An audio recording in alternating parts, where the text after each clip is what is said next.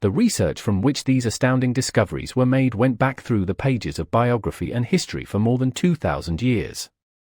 Wherever there was evidence available, in connection with the lives of men and women of great achievement, it indicated most convincingly that they possessed highly developed sex natures. The emotion of sex is an irresistible force, against which there can be no such opposition as an immovable body. When driven by this emotion, men become gifted with a superpower for action.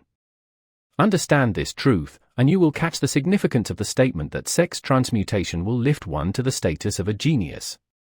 The emotion of sex contains the secret of creative ability. Destroy the sex glands, whether in man or beast, and you have removed the major source of action. For proof of this, observe what happens to any animal after it has been castrated. A bull becomes as docile as a cow after it has been altered sexually. Sex alteration takes out of the male, whether man or beast, all the fight that was in him. Sex alteration of the female has the same effect. The 10 mind stimuli. The human mind responds to stimuli through which it may be keyed up to high rates of vibration, known as enthusiasm, creative imagination, intense desire, etc. The stimuli to which the mind responds most freely are 1. The desire for sex expression, 2. Love, 3. A burning desire for fame, power, or financial gain, money. 4. Music. 5. Friendship between either those of the same sex or those of the opposite sex. 6. A mastermind alliance based upon the harmony of 2 or more people who allied themselves for spiritual or temporal advancement. 7. Mutual suffering, such as that experienced by people who are persecuted. 8. Autosuggestion. 9. Fear. 10. Narcotics and alcohol. The desire for sex expression comes at the head of the list of stimuli, which most effectively step up the vibrations of the mind and start the wheels of physical action. 8 of these stimuli are natural and constructive, 2 are destructive. The list here is presented for the purpose of enabling you to make a comparative study of the major sources of mind stimulation. From this study it will be readily seen that the emotion of sex is, by great odds, the most intense and powerful of all mind stimuli. This comparison is necessary as a foundation for proof of the statement that transmutation of sex energy may lift one to the status of a genius. Let us find out what constitutes a genius. Some wiseacre has said that a genius is a man who wears long hair, eats queer food, lives alone, and serves as a target for the joke makers. A better definition of a genius is a man who has discovered how to increase the vibrations of thought to the point where he can freely communicate with sources of knowledge, not available through the ordinary rate of vibration of thought. The person who thinks will want to ask some questions concerning this definition of genius. The first question will be, how may one communicate with sources of knowledge which are not available through the ordinary rate of vibration of thought?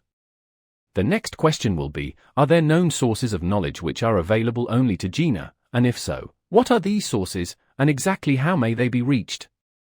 We shall offer proof of the soundness of some of the more important statements made in this book, or at least we shall offer evidence through which you may secure your own proof through experimentation, and in doing so, we shall answer both of these questions. Genius is developed through the sixth sense. The reality of a sixth sense has been fairly well established. The sixth sense is creative imagination.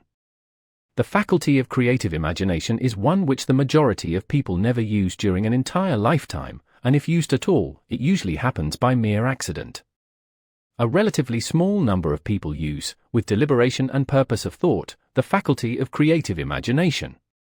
Those who use this faculty voluntarily, and with understanding of its functions, are Jina. The faculty of creative imagination is the direct link between the finite mind of man and infinite intelligence. Also called revelations, referred to in the realm of religion, and all discoveries of basic or new principles in the field of invention, take place through the faculty of creative imagination. When ideas or concepts flash into one's mind, through what is popularly called a hunch, they come from one or more of the following sources. 1. Infinite intelligence. 2. One subconscious mind, wherein is stored every sense impression and thought impulse whichever reached the brain through any of the 5 senses. 3. From the mind of some other person who has just released the thought or picture of the idea or concept through conscious thought, or 4. From the other person's subconscious storehouse. There are no other known sources from which inspired ideas or hunches may be received. The creative imagination functions best when the mind is vibrating, due to some form of mind stimulation, at an exceedingly high rate, that is, when the mind is functioning at a rate of vibration higher than that of ordinary, normal thought.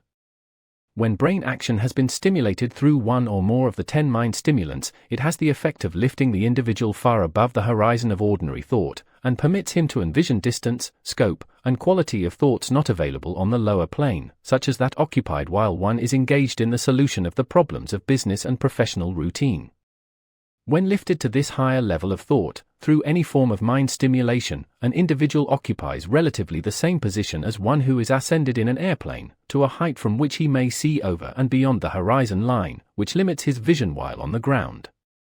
Moreover, while on this higher level of thought, the individual is not hampered or bound by any of the stimuli which circumscribe and limit his vision, while wrestling with the problems of gaining the 3 basic necessities of food, clothing, and shelter. He is in a world of thought in which the ordinary workaday thoughts have been as effectively removed as are the hills and valleys and other limitations of physical vision when he rises in an airplane. While on this exalted plane of thought, the creative faculty of the mind is given freedom for action. The way has been cleared for the 6th sense to function. It becomes receptive to ideas which could not reach the individual under any other circumstances. The 6th sense is the faculty which marks the difference between a genius and an ordinary individual. The creative faculty becomes more alert and receptive to vibrations, originating outside the individual's subconscious mind. The more this faculty is used and the more the individual relies upon it and makes demands upon it for thought impulses. This faculty can be cultivated and developed only through use. That which is known as one's conscience operates entirely through the faculty of the 6th sense. The great artists, writers, musicians, and poets became great because they acquire the habit of relying upon the still small voice which speaks from within through the faculty of creative imagination. It is a fact well known to people who have keen imaginations that their best ideas come through so-called hunches. There is a great orator who does not attain to greatness until he closes his eyes and begins to rely entirely upon the faculty of creative imagination.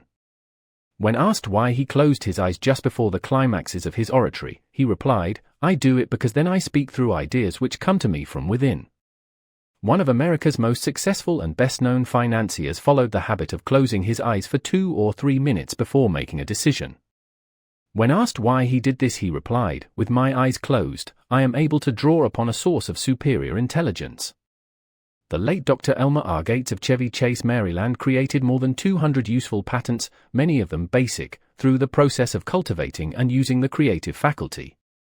His method is both significant and interesting to one interested in attaining to the status of genius, in which category Dr. Gates unquestionably belonged. Dr. Gates